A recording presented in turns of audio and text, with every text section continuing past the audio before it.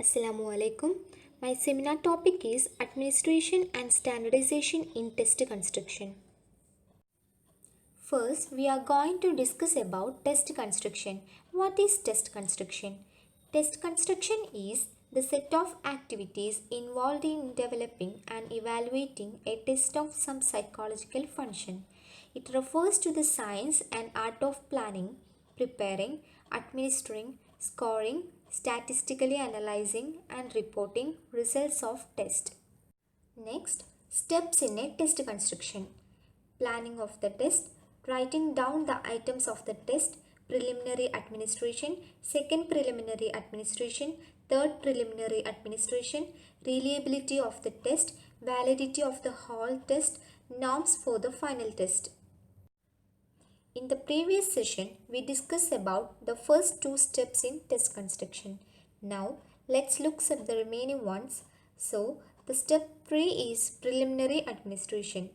Preliminary administration or experimental tryout when the items have been written down and modified in the light of the suggestions and criticism given by the experts.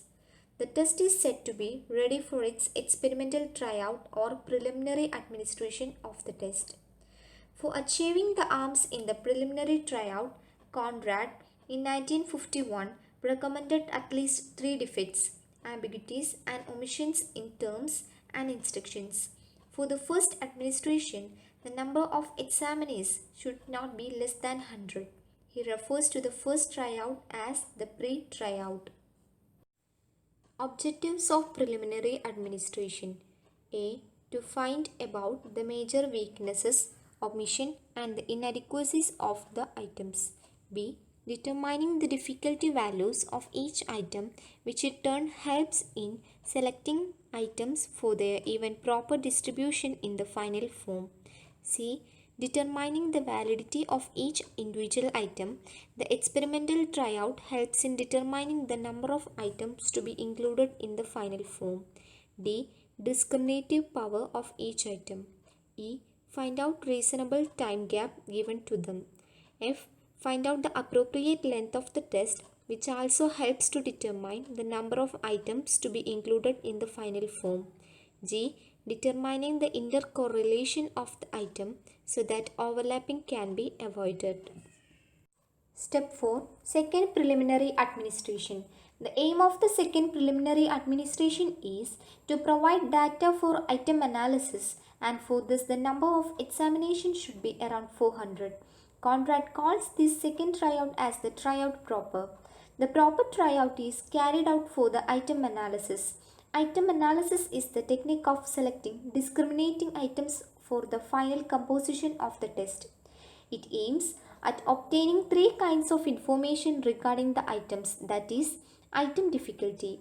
Item difficulty is the proportion or percentage of the examinees or individuals who answer the item correctly. Discriminative power of the items. The discriminatory power of the items refers to the extent to which any given item discriminates successfully between those who possess the trait in larger amounts and those who possess the same traits in the least amount. Distractor analysis. If a particular item is not functioning well or is found to be defective, we have to examine its possible reasons, and one obvious method is to examine the distractibility of the incorrect options. This produce is called distractor analysis. Step 5. Third preliminary administration. It is carried out to detect any minor defects that may not have been detected by the first 2 trials. Conrad called this third tryout as the final trial administration or final tryout. The final administration indicates how effective the test will be even it would be administered on the sample for which it is really intended. Thus, the preliminary administration would be a kind of dress rehearsal, providing a sort of final check on the procedure of administration of the test and its time limit. After the final trial administration is over, no matter changes ordinarily to be included in the test. Standardization. There is 2 ways to interpret the test scores of an individual: norm referencing and criterion referencing. Norm referencing is to compare an examinee's test score with the scores of a specific group of examinees on that test. A norm references test compares each person with a norm to classify the persons from low to high across a continuum of ability or achievement. Norms may be defined as the average performance on a particular test made by a standardization sample. Criterion referencing. Criterion referencing is to establish an external standard or criterion and compare the examinee's test scores with it. The purpose of the criterion referencing is a fixed performance criterion. It may be defined as one in which the test performance is linked or related to some behavioral measures or references. The important features of criterion referenced test are as follows. The test is usually based upon a set of behavioral references which is intended to measure. The test represents the samples of actual behavior or performance. The performance on a criterion referenced test can be explained in terms of predetermined cutoff scores. It has no norms. It compares the examinee's accomplishment to a predefined performance standard. The central focus in criterion referenced test is on what the examinee can do rather than on comparisons to the performance level of others. The differences between norm referenced test and criterion referenced test.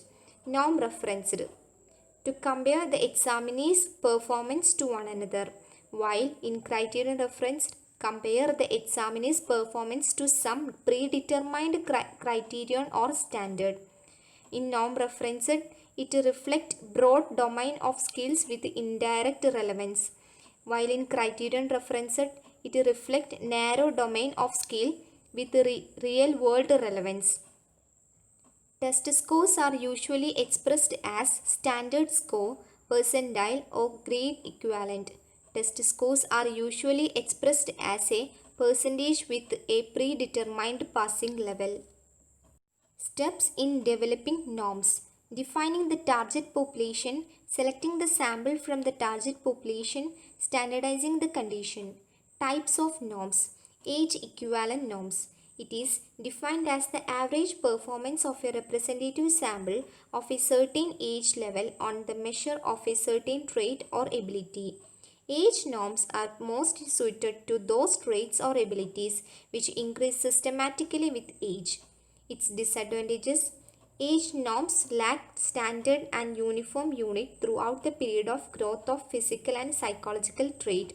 Age norms arises from the fact that the growth rate of some traits are not comparable.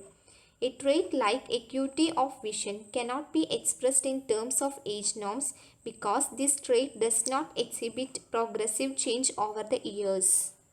Grade equivalent norms. It is defined as the average performance of a representative sample of a certain grade or class. The test whose norms are being prepared is given to the representative sample selected from each of the several classes.